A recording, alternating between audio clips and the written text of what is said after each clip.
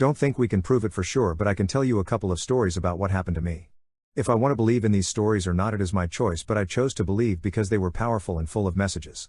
My grandfather was on his deathbed and all his life considered himself an atheist.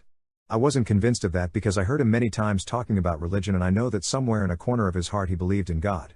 A week before dying, he started hearing a beautiful music, a chorus that sounded divine. He asked me a couple of times if I could hear it myself, and because I didn't want him to think he was crazy, I confirmed. He also started seeing a person that he said was sitting by his bed and waiting for him without saying a word. He asked me several times if I see the person and to remove it from the room because it scared him. I figured that he was hallucinating, and I agreed with everything he was saying. 2 days before he died, my grandfather had a moment of lucidity.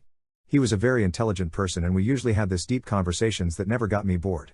That day we talked about soul, God, death and afterlife. He asked me questions and wanted to know my opinion on those topics, especially on afterlife. As my opinions were subjective, based on what I have read or my own experience, he proposed to make a pact. Who dies first amongst us two, comes to the other in a dream and shows them if there is life after death. I shook his hand and he fell asleep with a smile of relief. 2 days later he was gone, and a couple of weeks after that I had a dream. I dreamt that I was walking on a country road and I could see flowers everywhere. The light was bright but didn't bother my eyes, it was very warm but without making me hot. I felt that the light was wrapped around me and very comforting. I continued to walk until I saw a small white house surrounded by lots of beautiful flowers. I knocked on the door and my grandfather opened it. He seemed to be very happy to see me and invited me in. Before I woke up from my dream, I heard his voice asking me to make a coffee.